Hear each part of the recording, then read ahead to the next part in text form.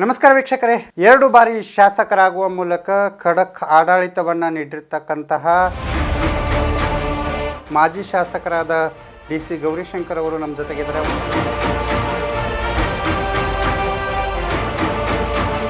ಕಾಂಗ್ರೆಸ್ ಮನೆಗೆ ಗೃಹ ಪ್ರವೇಶ ಮಾಡಿದ್ದೀರಿ, ಹೇಗಿದೆ ವಾತಾವರಣ? ಯಾವ ಪಾರ್ಟಿ ರಾಜಕಾರಣ ಮಾಡಲೇಬೇಕಲ್ಲ. ಪಕ್ಷ ಬಿಟ್ಟು ಬರುವಾಗ ಒಂದಷ್ಟು ಬೇಸರ ಅನ್ನಿಸ್ಲಿಲ್ವೇ? ಕೆಲವು ತೀರ್ಮಾನಗಳು ನಮಗೆ ಸರಿ ಹೋಗಲಿಲ್ಲ.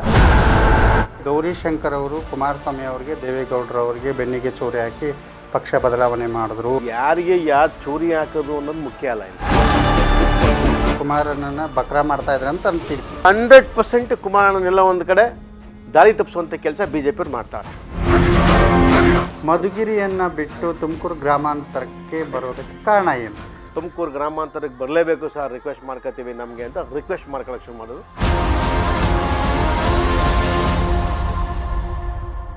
ಸುರೇಶ್ ಗೌಡ್ರ ಮೇಲೆ ಚುನಾವಣೆ ನಿಂತ್ಕೊಳ್ಳಲಿಕ್ಕೆ ಪ್ರಮುಖ ಕಾರಣ ಏನು? ದ್ವೇಷ ಪಾಲಿಟಿಕ್ಸ್. ಯಾರು ಕೂಡ ಅವ್ರ ಮುಂದೆ ನಿಂತ್ಕೋಬಾರ್ದು, ನಾನು ಬಿಟ್ಟರೆ ಇಲ್ಲ ಅನ್ನೋ ಭಾವನೆ ಹೆಚ್ಚೈತೆ ಮನುಷ್ಯನಿಗೆ. ಸರ್ಕಾರಿ ಅಧಿಕಾರಿಗಳನ್ನು ಏಕವಚನದಲ್ಲಿ ಮಾತಾಡ್ತಾರೆ. ಬೈದಿದ್ದೀನಿ. ಅಯೋಧ್ಯೆ ರಾಮ ಮಂದಿರ ನಿರ್ಮಾಣ ಕಾಂಗ್ರೆಸ್ಗೆ ಬಹುದೊಡ್ಡ ಹೊಡೆತ ನೀಡಬಹುದು. ಅದನ್ನ ರಾಜಕಾರಣಕ್ಕೆ ಉಪಯೋಗಿಸ್ಕೊಳಕ್ಕೆ ಹೋದರೆ ಹಿಂದೂ ಧರ್ಮದ ಒಂದು ಅಸ್ತ್ರವನ್ನು ಇಟ್ಕೊಂಡು BJP ಚುನಾವಣೆ ನಡೆಸ್ತಾ ಇದೆ. ವರ್ಕೌಟ್ ಆಗಲ್ಲ. ನಮಸ್ಕಾರ ವೀಕ್ಷಕರೇ, ನೇರ ನುಡಿ ವಿಶೇಷ ಕಾರ್ಯಕ್ರಮಕ್ಕೆ ಸ್ವಾಗತ. ನೀವು ನೋಡ್ತಾ ಇದ್ದೀರಿ ಜನಶಕ್ತಿ ನ್ಯೂಸ್, ಇದು ನಂಬಿಕೆಯ ವಾಸ್ತವ ರೂಪ. ನಾನು ಅನಿಲ್ ತಲಕಟ್ಟಿ. 2 ಬಾರಿ ಶಾಸಕರಾಗುವ ಮೂಲಕ ಖಡಕ್ ಆಡಳಿತವನ್ನು ನೀಡಿರ್ತಕ್ಕಂತಹ ಜೊತೆಗೆ JDS ಅನ್ನು ತುಮಕೂರು ಭಾಗದಲ್ಲಿ ಬಲಿಷ್ಠಗೊಳಿಸೋದಕ್ಕೆ ಪ್ರಮುಖ ಕಾರಣಕರ್ತರೂ ಆದಂತಹ ಮಾಜಿ ಶಾಸಕರಾದ ಡಿ.ಸಿ. ಗೌರಿಶಂಕರ್ ಅವರು ನಮ್ಮ ಜೊತೆಗಿದ್ದಾರೆ. ಅವರನ್ನು ಕಾರ್ಯಕ್ರಮಕ್ಕೆ ಸ್ವಾಗತಿಸೋಣ. ಸರ್, ಕಾರ್ಯಕ್ರಮಕ್ಕೆ ಸ್ವಾಗತ. ಸರ್, JDS ಬಹಳ ಕಷ್ಟಪಟ್ಟು ನೀವು ಈ ಭಾಗದಲ್ಲಿ ಕಟ್ಟಿದ್ರಿ, ನಿಮ್ಮ ತಂದೆಯವರ ಕಾಲದಿಂದಲೂ ಕೂಡ. ಕಾಂಗ್ರೆಸ್ ಮನೆಗೆ ಗೃಹ ಪ್ರವೇಶ ಮಾಡಿದ್ದೀರಿ, ಹೇಗಿದೆ ವಾತಾವರಣ? ಚೆನ್ನಾಗಿದೆ, ಏನು ತೊಂದರೆ ಇಲ್ಲ. ಈಗ ಅಲ್ಲೂ ಕೂಡ ಯಾವ ಪಾರ್ಟಿ ರಾಜಕಾರಣ ಮಾಡಲೇಬೇಕಲ್ಲ, ಯಾವುದೇ ಪಕ್ಷದಲ್ಲೂ ಕೂಡ ರಾಜಕಾರಣ ಮಾಡಲೇಬೇಕಲ್ಲ. ಯಾಕಂದರೆ ರಾಜಕೀಯ ಹಿನ್ನೆಲೆ ಇರೋಂಥ ಕುಟುಂಬದಿಂದ ಬಂದಮೇಲೆ ರಾಜಕಾರಣ ಮಾಡಲೇಬೇಕು. ಹಾಗಾಗಿ ಹಿಂದೆ ಒಂದು ಪಾರ್ಟಿಲಿ ಇದ್ವಿ, ಒಂದು ಪಕ್ಷ ಅಂತ ತೀರ್ಮಾನ ಮಾಡಿದ್ವಿ. ಈಗ ಇವಾಗ ಸ್ಥಳೀಯವಾಗಿ ಕೆಲವು ತೀರ್ಮಾನ ಏನು ಮಾಡಿದ್ರು ಹೈಕಮಾಂಡು, ಸೊ ಎಲ್ಲ ಒಂದು ಕಡೆ ನಮಗೆ ಸ್ಥಳೀಯವಾಗಿ ರಾಜಕಾರಣ ಮಾಡೋದು ಭಾಳ ಸಮಸ್ಯೆ ಆಗುತ್ತೆ, ತೊಂದರೆ ಆಗುತ್ತೆ ನನಗೂ ಮತ್ತು ನನ್ನ ಕಾರ್ಯಕರ್ತರಿಗೆ. ಸೊ ಆ ಒಂದು ವಿಚಾರ ಇಟ್ಕೊಂಡು ನಾವು ತೀರ್ಮಾನ ತಗೋಬೇಕಾಯಿತು. ಸೊ ಹಾಗಾಗಿ ಹೊಸ ಮನೆ ನೀವು ಹೇಳೋದಲ್ಲ, ಈಗ ಗೃಹ ಪ್ರವೇಶ ಮಾಡಿದ್ದೀವಿ ಅಂತೇಳಿ ಕಾಂಗ್ರೆಸ್ ಪಕ್ಷದ ಮನೆಗೆ ಗೃಹ ಪ್ರವೇಶ ಮಾಡಿದ್ದೇವೆ. ಸೊ ತಂದೆಯವರ ಕಾಲದಿಂದಲೂ ಕೂಡ JDS ಪಕ್ಷದಲ್ಲಿದ್ದಿರಿ. ಪಕ್ಷ ಬಿಟ್ಟು ಬರುವಾಗ ಒಂದಷ್ಟು ಬೇಸರ ಅನ್ನಿಸ್ಲಿಲ್ವೇ? ಇಲ್ಲ, ಬೇಸರ ಯಾರಿಗಿರಲ್ಲ. ನಮ್ಮ ಮನೆ ನಾವು ಕಟ್ಟಿ ನಾವು ಇನ್ನೊಂದು ಮನೆಗೆ ಹೋಗಬೇಕು ಅಂದಾಗ ಸಹಜವಾಗಿ ಬೇಸರ ಇದ್ದಿದ್ದೆ. ಈಗ ಒಂದು ಹೆಣ್ಮಗಳು ಜನ್ಮ ಕೊಟ್ಟಿರೋ ತಂದೆ ತಾಯಿ ಒಂದು ಹೆಣ್ಮಗಳನ್ನ ಮದುವೆ ಮಾಡಿಕೊಟ್ಟಾಗ ಅವಳು ಅತ್ತೆ ಮನೆಗೆ ಹೋಗ್ಬೇಕಾದಾಗ ಏನೇನೇ ಆಗಲಿ ಸೆಂಟಿಮೆಂಟ್ ಇರಬೇಕಲ್ವೇ? ಆ ಸೆಂಟಿಮೆಂಟ್ ಇದ್ದೇ ಇರುತ್ತೆ.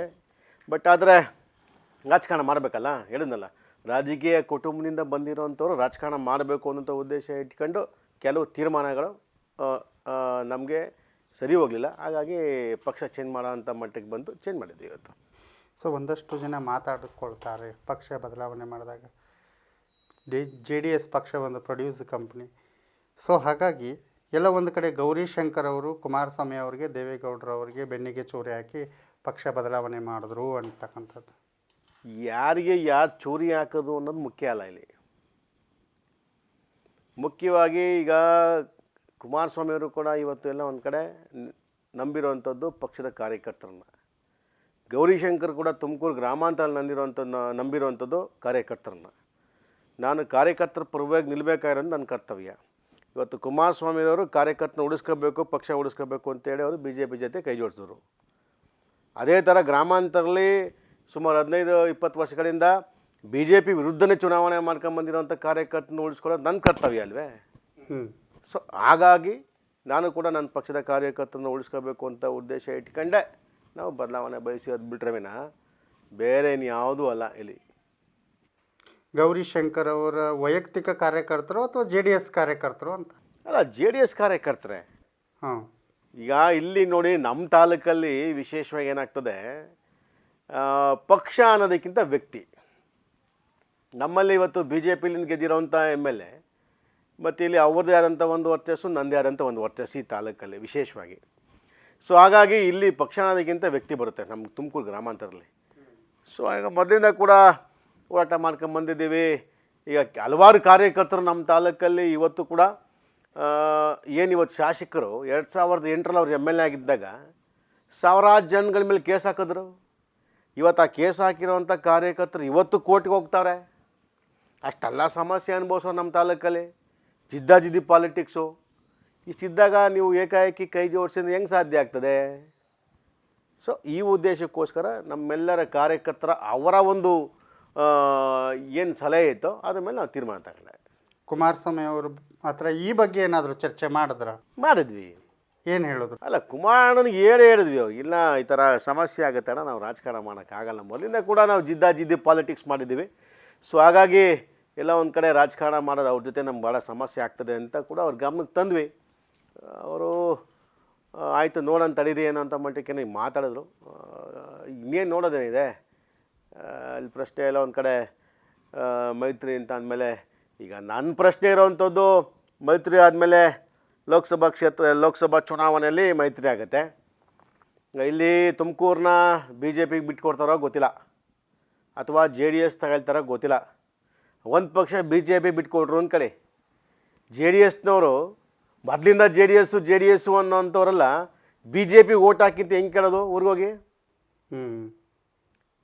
ಹೆಂಗೆ ಕೇಳ್ತಾರೆ? ಸಾಧ್ಯನದು? ಮೇಲ್ಮಟ್ಟಕ್ಕೆ ಮೈತ್ರಿ ಯಶಸ್ವಿ ಆಗ್ಬೋದು, ವೈಯಕ್ತಿಕ ವರ್ಚಸ್ಸಿಗೆ ಯಾವುದೇ ಕಾರಣಕ್ಕೂ ಮೇಲ್ಮಟ್ಟಕ್ಕೆ ಯಶಸ್ವಿ ಆಗುತ್ತೆ ಅಂತ ಕಾಣಿಸ್ಬೋದು. 100ಕ್ಕೆ 100 ಯಶಸ್ವಿ ಆಗುತ್ತೆ ಅನ್ನೋದು ಸುಳ್ಳು. ಸೊ ಈ ಮೈತ್ರಿ ಬಿ ಜೆ ಪಿಗೆ ಲಾಭವೂ ಇಲ್ಲ ನಷ್ಟವೂ ಇಲ್ಲ ಅಂತನಾ? ಅಲ್ಲ, ಬಿ ಜೆ ಪಿ ಲಾಭ ಆಗುತ್ತೆ ಸರ್. ಈ ಮೈತ್ರಿಯಿಂದ ಜೆ ಡಿ ಎಸ್ಗೆ ನಷ್ಟ ಆಗುತ್ತೇನೆ, ಬಿ ಜೆ ಪಿಗೆ ಲಾಭ ಆಗುತ್ತೆ. ಯಾಕಂದರೆ ಅವರಿಗೆ ಮೈಸೂರು ಪ್ರಾಂತ್ಯದಲ್ಲಿ ಬಿ ಜೆ ಪಿ ಇಲ್ಲ. ಉದಾಹರಣೆಗೆ ಈಗ ತುಮಕೂರು 2-3 ಕ್ಷೇತ್ರ ಗೆಲ್ಲೋರು ಅಷ್ಟು ಬಿಟ್ಟರೆ ವಿನ, ಈಗ ಮಂಡ್ಯ, ಹಾಸನ, ಈ ಬೆಂಗಳೂರು ಗ್ರಾಮಾಂತರ, ಈ ಕೋಲಾರ ಅಂತ ಬಂದರೆ ಅಲ್ಲಿ ಬಿ ಜೆ ಪಿ ನೆಲೆ ಸ್ವಲ್ಪ ಕಮ್ಮಿನೇ. ಈಗ ಅವರು ಮೈತ್ರಿ ಮಾಡ್ಕೊಂಡ್ರು, ಅವ್ರು ಬುದ್ಧಿವಂತು ಅಲ್ವೇ ಬಿ ಜೆ ಪಿನವರು. ಮೈತ್ರಿ ಮಾಡ್ಕೊಂಡು ಇವತ್ತು ಸಣ್ಣ ಪಕ್ಷ ಜನತಾದಳ ಅವ್ರ ಮೇಲೆ ಸವಾರಿ ಮಾಡೋಕ್ಕೆ ಈಗೆಲ್ಲ ಒಂದು ಕಡೆ ಅವ್ರು ಬೇಸ್ ಆಗಬೇಕಾಗಿತ್ತು. ಬೇಸ್ ಮಾಡ್ಕೊತಾವ್ರು ಚೆನ್ನಾಗಿ ಉಪಯೋಗಿಸ್ಕೊಂಡು ಕುಮಾರಣ್ಣನ. ಬಿ ಜೆ ಪಿನವ್ರು ಜೆ ಡಿ ಎಸ್ ಪಕ್ಷನ ಇಟ್ಕೊಂಡು ಬೇಸ್ ಮಾಡ್ಕೊತಾವ್ರೆ. ಕುಮಾರಣ್ಣನ ಬಕ್ರಾ ಮಾಡ್ತಾ ಇದ್ರೆ ಅಂತ ಅಂತೀರಿ? ಅಲ್ಲ, 100% ಕುಮಾರಣ್ಣನೆಲ್ಲ ಒಂದು ಕಡೆ ದಾರಿ ತಪ್ಪಿಸುವಂಥ ಕೆಲಸ ಬಿ ಜೆ ಪಿಯವ್ರು ಮಾಡ್ತಾವ್ರೆ. ಸೊ ಸ್ವತಂತ್ರವಾಗಿ ನಿಂತಿದ್ರೆ ಏನಾದರೂ ವರ್ಕೌಟ್ ಆಗ್ತಿತ್ತು, ಅಥವಾ ಕಾಂಗ್ರೆಸ್ ಜೊತೆ ಮೈತ್ರಿ ಮಾಡ್ಕೊಂಡಿದ್ರೆ ವರ್ಕೌಟ್ ಆಯ್ತು? ಈ ಹಿಂದೆ ಜೆ ಡಿ ಎಸ್ನವ್ರು ಕಾಂಗ್ರೆಸ್ ಜೊತೆ ಮೈತ್ರಿ ಮಾಡ್ಕೊಂಡು ಒಂದೇ ಒಂದು ಸ್ಥಾನ ಗೆದ್ರಪ್ಪ. ಸರಿಗ ಎಷ್ಟೇನಾಗಲಿ, ಈಗ ನಾವು ಜೆ ಡಿ ಎಸ್ಸು ನಮ್ಮ ಪಾರ್ಟಿ ಮೊದಲಿದ್ದಾಗ ಎಷ್ಟು ಲೋಕಸಭಾ ಕ್ಷೇತ್ರ ಕಂಟೆಸ್ಟ್ ಮಾಡೋ ಶಕ್ತಿ ಇತ್ತು? ಒಂದು 3-4 ಮೈಸೂರು, ಇಲ್ಲ ಮಂಡ್ಯ, ಹಾಸನ, ತುಮಕೂರು, ಇಂಥ ಒಂದು 4 ಕಾನ್ಸ್ಟಿಟ್ಯೂನ್ಸಿಗಳಲ್ಲೇ ನಾವು ಮೊದಲಿಂದ ಕೂಡ ಎಂ ಪಿಗೆ ಚುನಾವಣೆಗೆ ಸ್ಪರ್ಧೆ ಮಾಡೋ ಶಕ್ತಿ ಇದ್ದಿದ್ದು. ಇವತ್ತು ಕೂಡ ಅಷ್ಟೇ ಅಲ್ವೇ? ಮೈತ್ರಿ ಆಗಲಿಲ್ಲ. ಬಿ ಜೆ ಪಿ ಜೊತೆ ಮೈತ್ರಿ ಮಾಡ್ಕೊಂಡ್ರೂ ಕೂಡ ಎಷ್ಟು ಸೀಟ್ ತಗೋತಾರೆ ಜೆ ಡಿ ಎಸ್? ಈಗ ಎಷ್ಟು ಸೀಟ್ ತಗೋಬೋದು? 10 ಕೊಡ್ತಾರಾ, 8 ಕೊಡ್ತಾರಾ, 10 ಕೊಡ್ತಾರಾ, 4 ಕೊಡ್ತಾರಾ ಅಲ್ವೇ? ಅದೇ ಸೀಟನ್ನು ವೈಯಕ್ತಿಕವಾಗಿ ಎನಿಸಿದ್ರು ಕೂಡ 100% ಗೆಲ್ಲೋರು. ಸೊ ಎಲ್ಲ ಒಂದು ಕಡೆ ಇದು ಜೆ ಡಿ ಎಸ್ಗೆ ತುಂಬಲಾರ್ದ ನಷ್ಟ ಅಂತ. ಅಲ್ಲ, ನಿಜ ಅದು. ಈಗ ಹಾಸನದಲ್ಲಿ ಪ್ರಜ್ವಲ್ ರೇವಣ್ಣ ಎಂ ಪಿ ಆಗಿದ್ದಾರೆ. ಈಗ ನೆನೆ ಆ ಪ್ರೀತಮ್ ಗೌಡ ಅಂತ ಒಬ್ಬ ಮಾಜಿ ಎಮ್ ಎಲ್ ಎ, ಅವರ ಒಂದು ನಾನು ಹೇಳಿಕೆಯನ್ನು ಗಮನಿಸ್ತಾ ಇದ್ದೆ. ಈಗಾಗಲೇ ಏನು ಹೈಕಮಾಂಡು ಹಾಸನ ಜೆ ಡಿ ಎಸ್ಗೆ ಬಿಟ್ಕೊಡ್ತೀವಿ ಅಂತ ಏನು ಬರ್ಕೊಟ್ಟಿಲ್ಲ, ಇನ್ನು ತೀರ್ಮಾನ ಮಾಡ್ಕೋಬೇಕು ಅಂತ ಮಾಜಿ ಶಾಸಕರೊಬ್ಬರು ಹೇಳಿಕೆ ನಾನು ಗಮನಿಸ್ತಾ ಇದ್ದೆ. ಇವೆಲ್ಲ ಬೇಕಾಗಿತ್ತಾ ಅಂತ ನನ್ನ ಪ್ರಶ್ನೆ ಅಷ್ಟೇ. ಬೇಕಾಗಿಲ್ದಿರೋದನ್ನ ಮನೆಗೆ ತರಿಸ್ಕೊಂಡು 100% ಅಲ್ವೇ? ಈಗ ಅವ್ರಿಗೆ ಶಕ್ತಿ ಕೊಟ್ಟಂಗಾಯ್ತು. ಜೆ ಡಿ ಎಸ್ ಪಾರ್ಟಿಯವರೇ ಹೋಗಿ ಅವ್ರಿಗೆ ಶಕ್ತಿ ಕೊಟ್ಟಂಗಾಯ್ತು ಇವತ್ತು ಬಿ ಜೆ ಪಿನವ್ರಿಗೆ. ನೀವೇನೇ ಕಾರಣ ಹೇಳ್ಬೋದು, ಆದರೂ ಒಂದಷ್ಟು ಜನ ಅಂತಾರೆ ಏನು ಅಂದರೆ, ಗೌರಿಶಂಕರ್ ಅವ್ರಿಗೆ ಅಧಿಕಾರ ಇಲ್ಲ ಅಂದರೆ ನೆಮ್ಮದಿ ಇರಲ್ಲ, ಹಾಗಾಗಿ ಅಧಿಕಾರಕ್ಕೋಸ್ಕರ ಕಾಂಗ್ರೆಸ್ಗೆ ಹೋದ್ರೇನು? ಇಲ್ಲೇ ನಾನು ಮಂತ್ರಿ ಮಾಡ್ತಾವ್ರ ಈಗ ನಿಗಮ ಮಂಡಳಿ ಅಥವಾ ಎಮ್ ಎಲ್ ಎ ಮಾಡ್ತಾವ್ರ? ನಾವು ಯಾವುದೋ ಡಿಮ್ಯಾಂಡ್ ಸಿಕ್ಕಿಲ್ವಲ್ಲ. ನನಗೇನು ನಿಗಮ ಮಂಡಳಿ ಕೊಟ್ಟು ಇಲ್ಲ ಎಮ್ ಎಲ್ ಎ ಮಾಡ್ತೀವಿ, ಎಂ ಪಿ ಮಾಡಿ ಎಮ್ ಎಲ್ ಸಿ ಮಾಡ್ತೀವಿ ಅಂತ ಇಲ್ವೇ? ಯಾವುದೋ ಅಧಿಕಾರ ಇಲ್ವಲ್ಲ ಇಲ್ಲಿ. ನೋಡಿ, ಜೆ ಡಿ ಎಸ್ನಾಗಿದ್ದರೂ ನಾನು ನನ್ನ ಮನೆ ಸ್ವಂತ ದುಡ್ಡು ತಂದೆ ಪಕ್ಷ ಕಟ್ಟಬೇಕು. ಕಾಂಗ್ರೆಸ್ ಪಾರ್ಟಿಗೆ ಬಂದಿದ್ದೀನಿ, ಎಲ್ಲೂ ಕೂಡ ನಾನು ಸ್ವಂತ ದುಡ್ಡೇ ಹಾಕಿ ಪಕ್ಷ ಕಟ್ಟಬೇಕು ಬಿಟ್ಟರೆ ವಿನಃ ಯಾವ ಅಧಿಕಾರ ಹಿಂದೆ ಹೋಗುವಂಥ ಜಾಯಮಾನ ನಮ್ಮದಲ್ವೇ ಅಲ್ಲ. ಮಧುಗಿರಿಗೆ ಒಂದು ಬಾರಿ ಶಾಸಕರಾಗಿದ್ರಿ, ನಂತರ ತುಮಕೂರು ಗ್ರಾಮಾಂತರಕ್ಕೆ ಬಂದು ಸುರೇಶ್ ಗೌಡ್ರ ವಿರುದ್ಧ ಗೆದ್ರಿ. ಸೊ 2 ಬಾರಿ ಶಾಸಕರಾಗಿರ್ತಕ್ಕಂಥ ಗೌರಿಶಂಕರ್ ಅವರು ಯಾವೆಲ್ಲ ಅಭಿವೃದ್ಧಿ ಕೆಲಸಗಳನ್ನು ಮಾಡಿದರೆ, ಒಂದಾದರೂ ನೆನಪಿಟ್ಕೊಳ್ತಕ್ಕಂಥ ಕೆಲಸಗಳು ಏನಾದರೂ ನೋಡಬಹುದಾ ನಾವು 2 ಕ್ಷೇತ್ರಗಳಲ್ಲಿ ಅಂತ? ಆರಾಮ್ಸೆ ನೋಡ್ಬೋದು ನೀವು. ಕಣ್ಣು ಮುಚ್ಕೊಂಡು ಭಾಳ ಸಂತೋಷವಾಗಿ ತಾವು ತಮ್ಮ ಕ್ಯಾಮರಾ ತಗೊಂಡೆ ಹಳ್ಳಿಗಳಲ್ಲಿ ಹೋಗಿ ಬಂದರೆ ನಿಮಗೆ ಗೊತ್ತಾಗುತ್ತೆ ಸತ್ಯಾಂಶ ಏನು ಅನ್ನೋಂಥದ್ದು. ಹಲವಾರು ಕಾರ್ಯಗಳನ್ನ ಇಲ್ಲಿ ಕೈಗೊಂಡಿರುವಂಥದ್ದು ಇತಿಹಾಸ ಇದೆ. ಆಲ್ಮೋಸ್ಟ್ ನನ್ನ ಕಾಲದಲ್ಲಿ ಸರ್ಕಾರ ಇಲ್ಲದೆ ಹೋದರೂ ಕೂಡ ಕೋವಿಡ್ ಅಂತ ಸಮಸ್ಯೆ ಬಂದಾಗಲೂ ಕೂಡ 2 ವರ್ಷ ಕೋವಿಡ್ ಬಂತು, ಡೆವಲಪ್ಮೆಂಟಿಗೆ ಸರ್ಕಾರ ದುಡ್ಡೇ ಕೊಡಲಿಲ್ಲ. ಅಂಥ ಕಷ್ಟ ಇದ್ದಂಥ ಕಾಲದಲ್ಲೂ ಕೂಡ ಯಾವುದೇ ಗ್ರಾಮಕ್ಕೆ ಹೋದರೂ ಗೌರಿಶಂಕರ್ ಅಟ್ಲೀಸ್ಟ್ ಮಿನಿಮಮ್ ಒಂದು 10 ಲಕ್ಷ ಅವ್ರಿಗೆ ಕೆಲಸ ಮಾಡೋನು ಕಣಪ್ಪ ಅನ್ನೋಂಥ ಮಟ್ಟಕ್ಕೆ ಮಾಡಿದ್ದೀವಿ. ಎಲ್ಲ ಒಂದು 25-30 ಹಳ್ಳಿಗೆ ಆಗದೆ ಇರ್ಬೋದು, 500 ಚಿಲ್ಲರೆ ಹಳ್ಳಿನಲ್ಲಿ. ಇನ್ನು ಎಲ್ಲ ಹಳ್ಳಿಗೆ ಹೋದರೂ ಕೂಡ ಮಿನಿಮಮ್ ಒಂದು 10 ಲಕ್ಷ ರೂಪಾಯಿ ಕೆಲಸ ಅಂತೇಳಿ ಮಿನಿಮಮ್ 10 ಲಕ್ಷ ಆದ್ರೂ ಕೆಲಸ ಮಾಡಿದ್ದೀವಿ ಕಣಪ್ಪ ಅನ್ನೋಂಥ ಸಾರ್ಥಕತೆ ನನಗೈತೆ. ಕೇವಲ ಸಿಕ್ಕಿದ್ದ ಎಷ್ಟು ವರ್ಷ ನನಗೆ 2 ವರ್ಷದಲ್ಲಿ.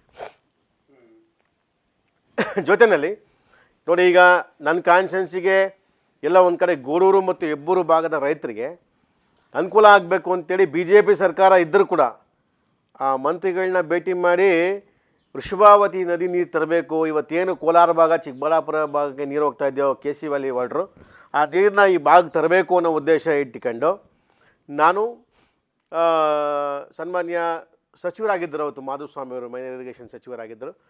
ಅವ್ರು ಭೇಟಿ ಮಾಡಿ ಈ ಥರ ವೃಷಭಾವತಿ ನದಿ ನೀರು ಕೊಡಬೇಕು, ಯಾವುದು ಮೂಲ ಇಲ್ಲ ಅನ್ನೋಂಥ ಮಾಹಿತಿ ತಗೊಂಡಾದ್ಮೇಲೆ ನಮಗೆ ಎಲ್ಲ ಒಂದು ಕಡೆ ಅನುಕೂಲ ಮಾಡಿಕೊಡೋವಂಥ ಮಟ್ಟಕ್ಕೆ ಬಜೆಟ್ನಲ್ಲಿ ಮೀಸಲಾಗಿಡ್ಸಿದ್ರು. ಮೊದಲನೇ ಹಂತದಲ್ಲೇ ತುಮಕೂರು ನಮ್ಮ ತಾಲೂಕಿನ ಬೆಂಗಳೂರು ನಗರ ಬೆಂಗಳೂರು ಗ್ರಾಮಾಂತರ ಹೊರತುಪಡಿಸಿ ತುಮಕೂರು ಜಿಲ್ಲೆಗೆ ಫಸ್ಟು, ಅದು ವಿಶೇಷವಾಗಿ ತುಮಕೂರು ಜಿಲ್ಲೆ ತುಮಕೂರು ಗ್ರಾಮಾಂತರ ನನ್ನ ಕ್ಷೇತ್ರಕ್ಕೆ ಮಾತ್ರ ಸುಮಾರು 29 ಕೆರೆಗಳಿಗೆ ನೀರನ್ನ ಕೊಡಬೇಕು ಅಂತೇಳಿ ಬಜೆಟ್ನ ಮೀಸಲಾಗಿರೋವಂಥ ಕೆಲಸ ಕೂಡ ಆಗಿರೋವಂಥದ್ದು. ಈಗಾಗಲೇ ಎಲ್ಲ ಪ್ರೊಸೆಸ್ ನಡೀತಾ ಇದೆ. ಆಲ್ಮೋಸ್ಟ್ ಟೆಂಡರ್ ಆಗೋವಂಥ ಮಟ್ಟಕ್ಕೆ ಪ್ರೊಸೆಸ್ ಬಂದು ನಿಂತಿದೆ. ಇತಿಹಾಸ ಅಲ್ವೇ ಅದು. ಇಲ್ಲಿ ಗೂಡೂರು ಮತ್ತು ಹೆಬ್ಬೂರು ಭಾಗದ ರೈತರಿಗೆ ಕೂಡ ಅನುಕೂಲ ಆಗಬೇಕು ಅನ್ನೋ ಉದ್ದೇಶ ಇಟ್ಕೊಂಡು ಒಳ್ಳೆ ವಿದ್ಯುತ್ ಕೊಡಬೇಕು, ಗುಣಮಟ್ಟವಾದಂಥ ವಿದ್ಯುತ್ ಕೊಡಬೇಕು ಅನ್ನೋ ಉದ್ದೇಶ ಇಟ್ಕೊಂಡು ಅಲ್ಲಿ 125 ಕೋಟಿನಲ್ಲಿ 220 KV ಸ್ಟೇಷನು 220 KV ಸ್ಟೇಷನ್ನ ಈಗಾಗಲೇ ಬಜೆಟಲ್ಲಿ ದುಡ್ಡು ಮೀಸಲಾಗಿರೋವಂಥದ್ದು ಟೆಂಡ್ರ್ ರೆಡಿ ಇದೆ. ಅದು ಮೊನ್ನೆ ಕೂಡ ನಾನು ಸೋತರು ಕೂಡ ನಾನು ಸನ್ಮಾನ್ಯ DK ಶಿವಕುಮಾರ್ ಸಾಹೇಬರು ಮನೆಗೆ ಹೋಗಿ ಭೇಟಿ ಮಾಡಿ ಒಂದು ಪತ್ರ ಕೊಟ್ಟು ಇದನ್ನ ಆದಷ್ಟು ಬೇಗ ಟೆಂಡರ್ ಮಾಡಿಕೊಡಿ ಅಣ್ಣ, ಈ ಗೂಡೂರು ಮತ್ತು ಹೆಬ್ಬೂರು ಭಾಗದ ರೈತರಿಗೆ ವಿದ್ಯುತ್ ಕೊಡಬೇಕು, ಗುಣಮಟ್ಟವಾದಂಥ ವಿದ್ಯುತ್ ಕೊಡಬೇಕು ಅನ್ನೋ ಉದ್ದೇಶ ಇಟ್ಕೊಂಡು ಹೋಗಿ ಭೇಟಿ ಮಾಡಿ ಪತ್ರ ಕೊಟ್ಟು MD ಫೋನ್ ಮಾಡಿಸಿ ಅತಿ ಶೀಘ್ರವಾಗಿ ಇದನ್ನ ಟೆಂಡರ್ ಕರೀರಿ ಅಂತ ಅವ್ರ ಕೈಲಿ ಫೋನ್ ಮಾಡಿಸಿ ಚಾಲನೆ ಕೊಡುವಂಥ ಕೆಲಸ ಕೂಡ ಮಾಡೋವಂಥದ್ದು ಇತಿಹಾಸ ನಮ್ಮ ತಾಲೂಕಲ್ಲಿ. ಇನ್ನು ಹಲವಾರು ಯೋಜನೆಗಳು ಬೇಕಾದಷ್ಟು ಕೆಲಸ ಮಾಡಿದ್ದೀವಿ ನಮ್ಮ ತಾಲೂಕಲ್ಲಿ. ನಾನು MLA ಆಗಿದ್ದಂಥ ಸಂದರ್ಭ ಬೇಕಾದಷ್ಟು ಬಿಡಿ. ಕೋವಿಡ್ ಟೈಮಲ್ಲಂತೂ ಇತಿಹಾಸ ಅದು. ತಾವು ಕೋವಿಡ್ ಸಮಯದಲ್ಲಿ ಸರ್, ನಾನು ಸತ್ರು ಪರವಾಗಿಲ್ಲ, ನನ್ನ ಕ್ಷೇತ್ರದ ಜನ ಉಳಿಸ್ಕೋಬೇಕು ಅಂತ ಪ್ರಾಮಾಣಿಕತೆಯಿಂದ ಅವತ್ತು ನಾನು 2 ವರ್ಷ ಅವತ್ತು ಮನೆ ಸೇರಲಿಲ್ಲ. ನಾನು ಮತ್ತು ನನ್ನ ಕಾರ್ಯಕರ್ತರು, ನನ್ನ ಸ್ನೇಹಿತರುಗಳು ಬಹಳಷ್ಟು ಕಿಟ್ಗಳನ್ನು ಕೂಡ ಹಂಚಿದ್ರಿ. 35-40 ಜನ ಒಂದು ಟೀಮ್ ಕಟ್ಟಿದ್ವಿ. ಪಾಪ ಅವರೆಲ್ಲ ಅವ್ರ ಕುಟುಂಬ, ಅವ್ರ ಹೆಂಡತಿ ಮಕ್ಕಳನ್ನ ಬಿಟ್ಬಿಟ್ಟು ನನ್ನ ಜೊತೆ ಇಲ್ಲೇ ಇದ್ದರು, ಇಲ್ಲೇ ಮಲಗಿದ್ರು ನನ್ನ ಜೊತೆ. ಯಾಕಂದ್ರೆ ಯಾವಾಗ ಯಾರು ಬೇಕಾದ್ರೆ ಫೋನ್ ಮಾಡಿಬಿಟ್ಟು 24x7 ಹೆಲ್ಪ್ಲೈನ್ ಅಂತ ಒಂದು ಇದು ಮಾಡಿದ್ವಿ ಸರ್. ಫೋನ್ ಮಾಡಿ ನಾವು ಫೋನ್ ಮಾಡಿದ 10 ನಿಮಿಷಕ್ಕೆ ಪ್ರತಿಯೊಬ್ಬರಿಗೂ ಅವ್ರಿಗೇನು ಸಹಕಾರ ಬೇಕೋ ಕೊಡ್ತಾಯಿದ್ವಿ ನಾವು. ಇವನ್ ಫ್ರಮ್ ರೇಷನ್ ಸಮೇತ 1.5 ಲಕ್ಷ ಕಿಟ್ಟನ್ನು ನಮ್ಮ ತಾಲೂಕಲ್ಲಿ ಅಂಥ ಕಷ್ಟ ಕಾಲದಲ್ಲಿ ದುಡ್ಡು ಸಿಗ್ತಿರಲಿಲ್ಲ ನಮಗೆ. ಪ್ರಾಪರ್ಟಿ ಇತ್ತು, ಇದೆಲ್ಲ ಇತ್ತು, ಬಟ್ ದುಡ್ಡು ತರಬೇಕಲ್ಲ. ದುಡ್ಡಿಲ್ಲ, ವ್ಯವಹಾರಗಳಲ್ಲಿ ಯಾವುದೂ ಕೂಡ ಯಾವ ಬಿಸ್ನೆಸ್ಸು ನಡೀತಾ ಇರಲಿಲ್ಲ, ದುಡ್ಡಿರಲಿಲ್ಲ. ಅವತ್ತಿನ ಕಷ್ಟದ ಪರಿಸ್ಥಿತಿಗಳಲ್ಲಿ ಕೆಲವು ಚಿನ್ನನೂ ಕೂಡ ಅಡ ಇಟ್ಟು ಆ ಒಂದು ಕಷ್ಟ ಕಾಲದಲ್ಲಿ ದುಡ್ಡು ಕೊಟ್ಟು ತಂದು ರೇಷನ್ ಕೂಡ ತರೋವಂಥ ಮಟ್ಟಕ್ಕೆ ಕೂಡ ನಾವು ಕೆಲಸ ಮಾಡಿದ್ದೇವೆ. ಸೊ ಸಮರ್ಥವಾಗಿ ಕೋವಿಡನ್ನು ಎದುರಿಸಿದ ನಿಜ, ನಾನು ಹೇಳೋದಲ್ಲ ಇದು. ನಮ್ಮ ತಾಲೂಕಿನ ಯಾರೊಬ್ಬರು ಕೂಡ ಅವಾಗ ಕೇಳಿ ನೋಡಿ, ಕೋವಿಡ್ ಟೈಮಲ್ಲಿ ಗೌರಿಶಂಕರ್ ಯಾವ ರೀತಿ ನಿಮ್ಮ ಜೊತೆ ಸಹಕಾರ ಕೊಟ್ಟರು ಅನ್ನೋದನ್ನು ಪಬ್ಲಿಕ್ಸ್ ಕೇಳಬೇಕು ನೀವು. ಅದನ್ನು ನಾನು ಹೇಳೋದಕ್ಕಿಂತ ಮಧುಗಿರಿಯನ್ನು ಬಿಟ್ಟು ತುಮಕೂರು ಗ್ರಾಮಾಂತರಕ್ಕೆ ಬರೋದಕ್ಕೆ ಕಾರಣ ಏನು? ಇಲ್ಲ, ನನಗೆಲ್ಲ ಒಂದು ಕಡೆ ತುಮಕೂರು ಗ್ರಾಮಾಂತರಲ್ಲಿ ಈಗಿರೋವಂಥ ಶಾಸಕರು ನಾನು ಬಿಟ್ಟರೆ ಇನ್ನು ಯಾರು ಗೆಲ್ಲಕ್ಕಾಗತ್ತೆ ಇಲ್ಲಿ ಅನ್ನೋವಂಥ ಮಟ್ಟಕ್ಕೆ ಯೋಚನೆ ಮಾಡೋವಂಥದ್ದು ಮತ್ತು ಕೆಲವು ಕಾರ್ಯಕರ್ತರು JDSದಲ್ಲಿದ್ದಂಥ ಕೆಲವು ಕಾರ್ಯಕರ್ತರು ಅವತ್ತಿನ ಪರಿಸ್ಥಿತಿಗಳಲ್ಲಿ ನನಗೆ ಬಂದು ರಿಕ್ವೆಸ್ಟ್ ಮಾಡ್ಕೊಂಡ್ರು, ಸರ್ ತಾವು ದಯವಿಟ್ಟು ತುಮಕೂರು ಗ್ರಾಮಾಂತರಕ್ಕೆ ಬರಲೇಬೇಕು ಸರ್, ರಿಕ್ವೆಸ್ಟ್ ಮಾಡ್ಕೊತೀವಿ ನಮಗೆ ಅಂತ ರಿಕ್ವೆಸ್ಟ್ ಮಾಡ್ಕೊಳ್ಳೋಕೆ ಶುರು ಮಾಡಿದ್ರು. ನಮ್ಮ ತಂದೆ ಹತ್ರ ಕೂಡ ಬಂದು ಕೇಳಿದ್ರು, ಇಲ್ಲ ಗ್ರಾಮಾಂತರಕ್ಕೆ ನೀವು ಬರಬೇಕು, ಇಲ್ಲಿ ಈಗಿರೋ ಎಮ್ ಎಲ್ ಎ ಮೇಲೆ ಚುನಾವಣೆ ಮಾಡೋಕ್ಕೆ ನೀನೇ ಸರಿ ಅನ್ನೋವಂಥದ್ದು ಇಲ್ಲಿ ಆಯ್ಕೆ ಆಗಿತ್ತು. ಸೊ ಅವರೆಲ್ಲ ಬಂದು ರಿಕ್ವೆಸ್ಟ್ ಮಾಡ್ಕೊಂಡ್ರು ಮನೆಗೆ ಬಂದು. ಇಲ್ಲಿ ಬಂದು ನೋಡಿದ್ವಿ ವಾತಾವರಣ, ನೋಡೋಣ ಆಯಿತು ಮಾಡಲೇಬೇಕು ಅಂತೇಳಿ 2012ನೇ ಇಸ್ವಿಲಿ ಅಂದರೆ ಕೊನೆಯಲ್ಲಿ 2013 ಚುನಾವಣೆ ಏನೇನು ಡಿಕ್ಲೇರ್ ಆಗ್ತಿತ್ತು ಆ ಟೈಮಲ್ಲಿ ಬಂದು ನಾನು ಗ್ರಾಮಾಂತರಕ್ಕೆ ಬಂದೆ. ಅವಾಗ ಚುನಾವಣೆ ಆಯಿತು. ನಾನು ಬರೀ 1000 ಚಿಲ್ಲರೆ ಓಟು, 1000 ಚಿಲ್ಲರೆ ಅಂದರೆ ಒಂದು 800-850 ಬಂದಿದ್ರೆ ನಾನು ಗೆದ್ಬಿಡಿವೆ ಅವತ್ತು. ಭಾಳ ಹತ್ತಿರವಾಗಿ ವರ್ಷ ನಾನು ಕ್ಷೇತ್ರಕ್ಕೆ. ಪಾಪ ಈಗಿರೋ ಶಾಸಕರು ಅಭಿವೃದ್ಧಿ ಅಧಿಕಾರ ಅಂತೆಲ್ಲ ಹೇಳ್ಕೊಂಡು ಓಡ್ತಿದ್ರು. ನಾನು ಮಾಡಿರೋ ಅಭಿವೃದ್ಧಿ ಯಾರೂ ಮಾಡಿಲ್ಲ ಈ ರಾಜ್ಯದಲ್ಲಿ ಅಂತೇಳಿ ಹೋರಾಡ್ಕೊಂಡಿದ್ದರು ಪಾಪ. ಅಂಥ ಅಭಿವೃದ್ಧಿ ಅಧಿಕಾರಿನ ವಿರುದ್ಧವಾಗಿ ನಾನು ಚುನಾವಣೆ ಫೇಸ್ ಮಾಡಿದಾಗ ನಾನು ಸೋತಿದ್ದು ಕೇವಲ 850-900 ಓಟು ಸೋತಿದ್ದಷ್ಟೇ ಫಸ್ಟ್ ಟೈಮು. ಆಮೇಲೆ 2018ರಲ್ಲಿ ನಾನು ಮತ್ತೆ ಅವ್ರನ್ನ ಸೋಲಿಸುವಂಥ ಕೆಲಸ ಆಯಿತು. ಗೆದ್ದೆ ನಾನು 6000 ಓಟಲ್ಲಿ ಗೆದ್ದೆ ನಾನು. ಸುರೇಶ್ ಗೌಡ್ರ ಮೇಲೆ ಚುನಾವಣೆ ನಿಂತ್ಕೊಳ್ಳಲಿಕ್ಕೆ ಪ್ರಮುಖ ಕಾರಣ ಏನು? ವೈಯಕ್ತಿಕ ದ್ವೇಷ ಏನಾದರೂ ಇದೆಯಾ? ಏನು ನಮ್ಗೆ ನೋಡಿ, ರಾಜಕೀಯ ಹೊರತುಪಡಿಸಿ ನಾನು ಅವರೆಲ್ಲ ಒಳ್ಳೆ ಸ್ನೇಹಿತರುಗಳೇ. ಇನ್ನು ನಾವು ಒಪ್ಕೊಂತೀವಿ, ಆತ ಒಪ್ಕೊಳ್ಳೋ ಕಡೆ ಇಲ್ಲ. ದ್ವೇಷ ಪಾಲಿಟಿಕ್ಸು. ಹಾಂ, ಯಾರು ಕೂಡ ಅವ್ರ ಮುಂದೆ ನಿಂತ್ಕೋಬಾರ್ದು, ನಾನು ಬಿಟ್ಟರೆ ಇಲ್ಲ ಅನ್ನೋ ಭಾವನೆ ಹೆಚ್ಚೈತೆ ಆ ಮನುಷ್ಯನಿಗೆ. ಸೊ ಹಾಗಾಗಿ ಅಂಥವ್ರ ವಿರುದ್ಧ ರಾಜಕಾರಣ ಮಾಡಬೇಕು ಅನ್ನೋಷ್ಟು ಆಟ ನಮಗೆ. ಅದು ಬಿಟ್ಟರೆ ಬೇರೆ ಏನಿಲ್ಲ. ನೀವು ಸ್ನೇಹಕ್ಕೆ ರೆಡಿ ಇದ್ದೀರಿ? 100%. ನೋಡಿ, ರಾಜಕಾರಣ ಬರೋದು ಒಂದೇ ತಿಂಗಳಲ್ವೇ ಚುನಾವಣೆ 1 ತಿಂಗಳು ಮಾಡಬೇಕಷ್ಟೇ. 1 ತಿಂಗಳು ಆದಾದ್ಮೇಲೆ ನಾವು ಸ್ನೇಹಿತರು, ಅವ್ರ ಸ್ನೇಹಿತರು, ಯಾವ ಪಕ್ಷ ಬರಲ್ಲ. ಗೆದ್ದವನು ಕೆಲಸ ಮಾಡಬೇಕಾಗ್ತದೆ.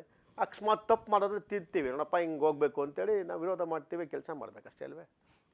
ಆಗಲೇ ಹೇಳ್ತಾ ಇದ್ರಿ ಕೇಸ್ಗಳನ್ನು ಹಾಕಿಸ್ತಾರೆ ಕಾರ್ಯಕರ್ತರುಗಳ ಮೇಲೆ. ಯಾವ ರೀತಿ ಕೇಸ್ ಹಾಕಿಸ್ತಾರೆ? ಅಯ್ಯೋ, ನಾನಾ ರೀತಿ ಸರ್. 2008ರಲ್ಲಿ ಈಗ ಸೈಲೆಂಟ್ ಆಗಿಬಿಟ್ಟವ್ರೆ. ಸರ್ಕಾರ ಇಲ್ವಲ್ಲ. ಈ ಸರ್ಕಾರ ಏನೋ ಬಂದಿತ್ತು ಅಂದರೆ ಪಾಪ ನಮ್ಮ JDS ಕಾರ್ಯಕರ್ತರು ಏನು ಚುನಾವಣೆ ಅವ್ರು ಯಾರೂ ಹೊರಗೆ ಬರೋಕ್ಕಾಗ್ತಿರ್ಲಿಲ್ಲ. ಆ ಮಟ್ಟಕ್ಕೆ ದಬ್ಬಾಳಿಕೆ ಆಗ್ಬಿಡೋದು ಈ ಕ್ಷೇತ್ರದಲ್ಲಿ. ಏನಪ್ಪ ಅಂದರೆ ಗೌರ್ಮೆಂಟ್ ಇಲ್ಲ, ಎಲ್ಲ ಬಾಲಾಗೆಲ್ಲ ಕೆಟ್ಟಾಗೈತೆ, ಸುಮ್ಮನೆ ಕೂತವ್ರ ಮನೆಯಾಗೆ ಪಾಪ.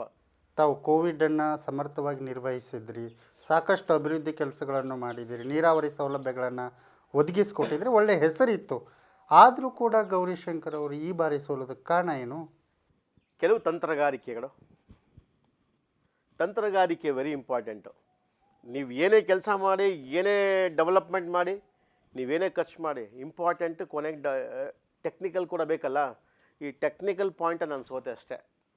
ಕೆಲವೆಲ್ಲ ನೋಡಿ, ಈಗ ಉದಾಹರಣೆಗೆ JDS ಪಾರ್ಟಿಲ್ ಇದ್ದಾಗ ನಾವು ಕುಮಾರಣ್ಣನೋ ಇಲ್ಲ ದೇವೇಗೌಡರನ್ನೋ ಒಬ್ಬರನ್ನೇ ಕರ್ಕೊಂಬಂದು ಇಲ್ಲಿ ಪ್ರಚಾರ ಮಾಡಿಸ್ಬೇಕಾಗಿತ್ತು. ಬಟ್ BJPಗೆ ಏನಾಗಿತ್ತು ಅವ್ರಿಗೆ ಟ್ರೆಂಡ್ ಅಂದರೆ, ಇಲ್ಲಿ ಕಾಂಗ್ರೆಸ್ನಲ್ಲಿ ಇದ್ದಂಥ ಮುದ್ದನಮೇಗೌಡರು ಏಕಾಏಕಿ ಎಲ್ಲೋ ಟಿಕೆಟ್ ಕೊಡ್ತಾರೆ ಅಂತ ಹೇಳ್ಬಿಟ್ಟು BJPಗೆ ಹೋದರು. ಅವರ ಬೆಂಬಲಿಗರು ಏನು ನನ್ನ ಜೊತೆ ಇದ್ದರೋ ಅವ್ರಿಗೂ ಕೂಡ ನಾನು ಸಹಾಯ ಮಾಡಿದ್ದೆ. ಅವ್ರ ಬೆಂಬಲಿಗರಿಗೆ ಪಾಪ ಯಾರು ಇಲ್ವಲ್ಲ ಲೀಡ್ರುಗಳವ್ರಿಗೆ ಅನುಕೂಲ ಆಗಲಿ ಅಂತೇಳಿ ಪಾಪ ನಾನು ಅವ್ರಿಗೆ ಸಹಾಯ ಮಾಡಿದ್ದೆ. ಅದನ್ನು ಕೂಡ ಮರ್ತುಬಿಟ್ಟು ಅವರ ಗುರುಗಳ ಒಂದು ವಿಶ್ವಾಸ ಬಿಡಬಾರ್ದು ಅನ್ನೋ ಉದ್ದೇಶ ಇವರೇ ಒತ್ತಾಯಪೂರ್ವಕವಾಗಿ ಮುದ್ದನಮೇಗೌಡರು ಹೋಗಿ ಭೇಟಿ ಮಾಡಿ ನನ್ನ ಗೌರವದ ಪ್ರಶ್ನೆ 15 ದಿವಸಗಳ ಕಾಲ ಮುದ್ದನಮೇಗೌಡರು ನಮ್ಮ ಗ್ರಾಮಾಂತರಲ್ಲಿ ಸುತ್ತರು. ಅವರೆಲ್ಲ ಕಾರ್ಯಕರ್ತನ ಕರ್ಕೊಂಡೋಗಿ BJP ಸೇರಿಸಿದ್ರು. ಒಂದು 2-3 ಸಾವಿರ ಓಟನ್ನು ಮೈನಸ್ ಮಾಡಿದ್ರು. ಎಲ್ಲಿ ನಾನು ಸೋತಿದ್ದಷ್ಟು 2,500 ಓಟಲ್ಲಿ. ಮುದ್ದನಮೇಗೌಡರು ಕೂಡ ಕುಣಿಗಲ್ ಟಿಕೆಟ್ ಆಕಾಂಕ್ಷಿ ಆಗಿದ್ದರು. ಅಲ್ಲೂ ಕೂಡ ಪಾಪ ಅವ್ರಿಗೆ ಅಲ್ಲೂ ಮೋಸ ಮಾಡಿದ್ರು. ಮುದ್ದನಮೇಗೌಡರು ಅಲ್ಲೂ ಕೂಡ ಕೈ ಕೊಟ್ಟರು ಪಾಪ. ಕೊಡ್ತೀವಿ ಅಂತ ಕರ್ಕೊಂಡೋಗಿ ಪಾಪ ಅಲ್ಲೂ ಕೈ ಕೊಡೋಂಥ ಅವ್ರ ಪ್ರವೃತ್ತಿನೇ ಅಷ್ಟೇ ಅಲ್ವೇ BJPನವ್ರದ್ದು. ಕರ್ಕೊಂಡೋಗಿ ಟಿಕೆಟ್ ಕೊಡ್ತೀವಿ ಅಂತೇಳಿ ಕರ್ಕೊಂಡೋಗಿ ಪಾಪ ಅಲ್ಲೂ ಇಲ್ಲ ಇಲ್ಲೂ ಇಲ್ಲ, MLAನೂ ಇಲ್ಲ ಪಾಪ, MP ಏನು ಮಾಡ್ತಾರೋ ಗೊತ್ತಿಲ್ಲ ನನಗದು. ದೊಡ್ಡ ಪರಿಸ್ಥಿತಿ ಹೆಂಗಿದೆ ಅಂತೇಳಿ ಇವತ್ತು. ಸೊ ಹಾಗಾಗಿ ಅದೊಂದು 2-3 ಸಾವಿರ ಓಟ್ ಮೈನಸ್ ಮಾಡೋದು ಮುದ್ದನಮೇಗೌಡರು. ಅದು ಸ್ವಲ್ಪ ವೇರಿಯೇಷನ್ ಆಯ್ತು ನನ್ನ ಸೋಲಕ್ಕೆ ಅಷ್ಟು ಬಿಟ್ಟರೆ. ಮತ್ತು ಕೆಲವು ನಾಯಕರುಗಳು ನಮ್ಮ ಜಿಲ್ಲೆಯಲ್ಲಿ ಬೇರೆ ಪಕ್ಷದವರು ಕೂಡ ಅವ್ರ ಜೊತೆ ಕೈ ಜೋಡಿಸಿ ಸೋಲಿಸ್ಲಿಕ್ಕೆ ಏನು ಮಾಡಬೇಕು ಪ್ರಯತ್ನ ಪಟ್ಟಿದ್ದು ಎಲ್ಲರೂ ಕೂಡ. ತಾವು ಚುನಾವಣೆಗೆ ನಿಲ್ಲಬಾರ್ದು ಅಂಥೇಳಿ ನಕಲಿ ವಿಮಾ ಬ್ರ್ಯಾಂಡ್ಗಳ ತಂತ್ರಗಾರಿಕೆಯನ್ನು ಕೂಡ ಬಳಸಲಾಯಿತು ಅಂತಕ್ಕಂಥದ್ದು, ಅದು ಕೂಡ ಚುನಾವಣೆಯ ಮೇಲೆ ಹೊಡೆತ ಬಿತ್ತೇನು? ಇಲ್ಲ, ಅದಕ್ಕೂ ಅದು ಸಂಬಂಧನೇ ಇಲ್ಲ. ಅದು ಕೋರ್ಟ್ ಪ್ರಕ್ರಿಯೆಗಳು ನಡೀತಾ ಇತ್ತು. ಸೊ ಅಲ್ಲೇನು ಅದು ಈ ಕ್ರಿಯೇಟ್ ಮಾಡಿ ಅದನ್ನು ಪ್ಲ್ಯಾನ್ ಮಾಡಿದ್ದಷ್ಟೇ ಬಿಟ್ಟರೆ ವಿನಃ ಸರ್, ನಾನು ಒಂದು ಪ್ರಶ್ನೆ ಕೇಳ್ತೀನಿ ಸರ್. ಇವತ್ತು ಯಾವೊಬ್ಬ ಕ್ಯಾಂಡಿಡೇಟ್ ಆದಂಥವನು ಮನಸ್ಸು ಎದೆ ಮುಟ್ಕೊಂಡು ಮಾತಾಡಬೇಕು. ಅದನ್ನು ಹೃದಯ ಹೊರ್ಕಂತ ಇರ್ತದೆ, ಇಲ್ಲ ಹೃದಯ ಎಂತೋಗ್ಬಿಡ್ಡೆ, ಸುಳ್ಳು ಹೇಳ್ಬಾರ್ದು. ಯಾವೊಬ್ಬ ರಾಜಕಾರಣಿ ಇವತ್ತು ಇಡೀ ದೇಶದಲ್ಲಿ ದುಡ್ಡು ಖರ್ಚು ಮಾಡ್ದಂಗೆ ಚುನಾವಣೆ ಮಾಡೋಕ್ಕಾಗ್ತದೆ ಅಂತ ಹೇಳಿ ಸರ್ ನೋಡೋಣ. ಅಂಥ ಸತ್ಯ ಹರಿಶ್ಚಂದ್ರ ಯಾರಿದ್ದಾರೆ ಅಂತ ತೋರಿಸಿ ನೋಡೋಣ. ಸುಮ್ಮನೆ ಏನೋ ಒಂದು ಗಿಮಿಕ್ ಮಾಡ್ಕೊಂಡು ಯಾವುದಕ್ಕೋ ಒಂದು ತಾಳೆ ಆಗಿ ಮಾಡೋವಂಥದ್ದಲ್ಲ ಇದು. ಸೊ ಅದಕ್ಕೆಲ್ಲ ನಾನು ಡಿಸ್ಟರ್ಬ್ ಆಗಲಿಲ್ಲ ಬಿಡಿ ಅದು. ಸೊ ಗೌರಿಶಂಕರ್ ಅವರಿಗೆ ಕೋಪ ಜಾಸ್ತಿ, ಸರ್ಕಾರಿ ಅಧಿಕಾರಿಗಳನ್ನು ಏಕವಚನದಲ್ಲಿ ಮಾತಾಡ್ತಾರೆ. ಎಲ್ಲ ಅಧಿಕಾರಿಗಳು ಅತಿ ಹೆಚ್ಚು ಪ್ರೀತಿ ಮಾಡೋದು ಇವತ್ತು ನನ್ನನ್ನೇ. ಇವತ್ತು ಕೂಡ ಎಲ್ಲ ಅಧಿಕಾರಿಗಳು ಯಾಕಾದರೂ ಗೌರಿಶಂಕರ್ ಸೋತರಪ್ಪ ಅನ್ನೋಷ್ಟು ನೊಂದ್ಕೊಂಡಿರೋಂಥ ಅಧಿಕಾರಿಗಳು ನಮ್ಮ ತಾಲೂಕಲ್ಲಿ ಇವತ್ತು ಎಲ್ಲರೂ ಇದ್ದಾರೆ. ಅಷ್ಟು ಪ್ರೀತಿ, ಅಷ್ಟು ಗೌರವ. ನನ್ನ ಮನೆ ಬಾಗಿಲಿಗೆ ಕಾರ್ಯಕರ್ತರು, ಸ್ನೇಹಿತರು, ಬಂಧುಗಳೇ ಅಂತಲ್ಲ, ಅಧಿಕಾರಿ ವರ್ಗದವ್ರಿಗೂ ಬಂದರೆ ಕೂರಿಸಿ ಸಂತೋಷ ಮಾತಾಡಿಸಿ ಅವ್ರಿಗೆ ಊಟ ಮಾಡಿಸಿ ಕಳಿಸಿ ಬಿಟ್ಟರೆ ಅಧಿಕಾರಿಗಳಿಗೆ ಯಾವತ್ತೂ ಯಾರಿಗೂ ನಾನು ಏಕವಚನ ಮಾತಾಡಿಲ್ಲ. ಅವ್ರು ಕೆಲಸ ಮಾಡದೇ ಇದ್ದಾಗ ಒಬ್ಬ ರೈತ 4 ಸರಿ 5 ಸರಿ 10 ಸರಿ ತಾಲೂಕು ಆಫೀಸ್ಗೆ ಹೋಗಿ ನಾನು ಸುತ್ತಾಗ ಕೆಲಸ ಮಾಡ್ಕೊಟ್ಟಿದ್ದಾಗ ಬೈದಿದ್ದೀನಿ. ನಾನು ಕರ್ತವ್ಯ ಅಲ್ವೇನ್ರಿ, ಅಡ್ಮಿನಿಸ್ಟ್ರೇಷನ್ ಅಲ್ವೇ ಅದು, ಇಟ್ಸ್ ಮೈ ಡ್ಯೂಟಿ. ಅವಾಗ ನಾನು ಬೈದು ನೋಡ್ರಿ ಸರಿ ಹೋಗಲ್ಲ ಅಂತ ಹೇಳ್ಬಿಟ್ಟು ನಾನು ಬೈದು ಕೆಲಸ ಮಾಡ್ತೀನಿ, ಇಲ್ಲ ಅನ್ನಲ್ಲ. ಬಟ್ ಅತಿ ಹೆಚ್ಚು ಪ್ರೀತಿ ನಾನು ರಾಜಕಾರಣಿ ಅದಕ್ಕಿಂತ ಅವ್ರ ಜೊತೆ ಕೂಡ ಒಳ್ಳೆ ಸ್ನೇಹಿತನಾಗಿದ್ದೆ ಅಧಿಕಾರಿಗಳ ಜೊತೆ. ಅವರ ಬಾಂಧವ್ಯ ಸ್ನೇಹ. ಕಾಂಗ್ರೆಸ್ಗೆ ಮುದ್ದಹನುಮೇಗೌಡರು ಬರ್ತಾರೆ, MP ಟಿಕೆಟ್ ಕೊಡ್ತಾರೆ ಅನ್ನೋ ಮಾತುಗಳು ಕೂಡ ಇದೆ. ಮುದ್ದಹನುಮೇಗೌಡರು ಕಾಂಗ್ರೆಸ್ಗೆ ಬರೋದ್ರ ಬಗ್ಗೆ ನಿಮ್ಮ ಅಭಿಪ್ರಾಯ ಏನು? ಸರ್, ಈಗ ಹೈಕಮಾಂಡ್ ತೀರ್ಮಾನ ಮಾಡೋದು ನಾನು ಯಾರು ಸರ್? ನಾನಿನ್ನೂ ಹೊಸಬ. ನನ್ನ ಕಾಂಗ್ರೆಸ್ಗೆ ಹೊಸಬ ಇದ್ದೀನಿ. ಪಕ್ಷ ಏನು ಹೇಳುತ್ತೋ ನಾನು ಅದನ್ನು ಪಾಲಿಸ್ಬೇಕಲ್ಲ. ವಿಶೇಷವಾಗಿ ನನಗೆ ನಮ್ಮ DK ಶಿವಕುಮಾರ್ ಸಾಹೇಬರು ಅವರೇ ಹೇಳ್ತಾರೆ ಕೇಳಲೇಬೇಕು. ಡಾಕ್ಟರ್ G ಪರಮೇಶ್ವರ್ ಸಾಹೇಬರು ಅವರೇ ಹೇಳ್ತಾರೆ ಕೇಳಲೇಬೇಕು. ರಾಜಣ್ಣ ಅವರು ಮಂತ್ರಿಗಳಿದ್ದಾರೆ, ಇವ್ರು ಏನು ಹೇಳ್ತಾರೆ ನನಗೆ ಕೇಳಲೇಬೇಕು, ಕೇಳ್ತೀನಿ ನಾನು. ಯಾಕಂದರೆ ದೇ ಆರ್ ಮಿನಿಸ್ಟರ್ಸ್ ಮತ್ತು ಹೈಕಮಾಂಡ್ ಅವರು, ನಮ್ಗೆ ಹೈಕಮಾಂಡ್ ಅವರು. ಸೊ ಹಂಗಾಗಿ ಪಾಲಿಸ್ಬೇಕಲ್ಲ. ಕಾಂಗ್ರೆಸ್ನಲ್ಲಿ MP ಟಿಕೆಟ್ ಕೊಡ್ತಾರೆ ಅನ್ನೋ ಭರವಸೆ ಏನಾದರೂ ಗೌರಿಶಂಕರ್ ನೀಡಿದ್ದಾರೆ? ಅಲ್ಲ, ನನಗೆ ಬೇಕೇ ಬೇಕು ಅನ್ನಂಗಿದ್ರೆ ತಗೋಬೋದ ಈ ಟಿಕೆಟ್ನ. ಬೇಕೇ ಬೇಕು, ನಾನು ಇಲ್ಲೇಬೇಕು ಅನ್ನಂಗಿದ್ರೆ ಪ್ರೆಷರೈಸ್ ಮಾಡಬೇಕಾದ್ರೆ ತಗೋಬೋದಾಯಿತು. ನನಗೆ ಇಷ್ಟ ಇಲ್ಲ MP ಗೆ ಹೋಗೋಕ್ಕೆ. ನಾನು ಮೊದಲೇ ತೀರ್ಮಾನ ಮಾಡಿದ್ದೆ, ಸ್ಟೇಟ್ ಪಾಲಿಟಿಕ್ಸ್ ಬಿಟ್ಟು ಹೊರಗಡೆ ಹೋಗಬಾರ್ದು ಅನ್ನೋವಂಥದ್ದು ನನ್ನ ಭಾವನೆ. ಸೊ ಹಾಗಾಗಿ ಯಾವುದೇ ಕಾರಣಕ್ಕೂ ಅದಕ್ಕೆ ನಾನು ಪ್ರಯತ್ನ ಪಡಲಿಲ್ಲ. ಸೊ 2028ಕ್ಕೆ ಮತ್ತೆ ತುಮಕೂರು ಗ್ರಾಮಾಂತರ MLA ಸಿದ್ಧರಾಗ್ತೀರಿ? ನನಗೆ 8 ಭಾಳ ಅದೃಷ್ಟ. 2008ಅಲ್ಲಿ MLA ಆಗಿದ್ದೆ, ಮತ್ತು 2018ಅಲ್ಲಿ MLA ಆಗಿದ್ದೆ, 2028ಅಲ್ಲಿ MLA ಆಗಿದ್ದೆ. 100% ಯಾವ ಖಂಡಿತ, ನೋ ಡೌಟ್. ಭಗವಂತ ಬರೆದ್ಬಿಟ್ಟ ನನಗೆ ಅದಕ್ಕೆ 8 ಕಂಟಿನ್ಯೂಸ್ ಅಂತೇಳಿ. ಲೋಕಸಭೆ ಚುನಾವಣೆ ಬರ್ತಾ ಇದೆ. JDS BJP ಮೈತ್ರಿ ಇದೆ. ರಾಜ್ಯದಲ್ಲಿ ಕಾಂಗ್ರೆಸ್ ಎಷ್ಟು ಸ್ಥಾನಗಳನ್ನು ಗೆಲ್ಲಬಹುದು? ಈಗ ನಮಗಿರೋ ಮಾಹಿತಿ ಪ್ರಕಾರ ನಮ್ಮ ನಾಯಕರುಗಳಂಥದ್ದು 15ಕ್ಕಿಂತ ಹೆಚ್ಚು ಸ್ಥಾನ ಗೆಲ್ತೀವಿ ಅನ್ನೋವಂಥದ್ದು ನಮ್ಮಲ್ಲಿ ಚರ್ಚೆ ಆಗ್ತಾಯಿದೆ. ಮೋಸ್ಟ್ಲಿ ಆಗುತ್ತೆ, ಇಲ್ಲ ಸ್ಟ್ರಾಟಜಿ ಮಾಡ್ತಾರೆ. ನೋಡಿ ಸರ್, ಒಳ್ಳೆ ಗ್ಯಾರಂಟಿ ಯೋಜನೆಗಳನ್ನ ಜನಕ್ಕೆ ತಲುಪಿಸುವಂಥ ಕೆಲಸವನ್ನು ಪ್ರಾಮಾಣಿಕವಾಗಿ ಸರ್ಕಾರ ಮಾಡಿದೆ.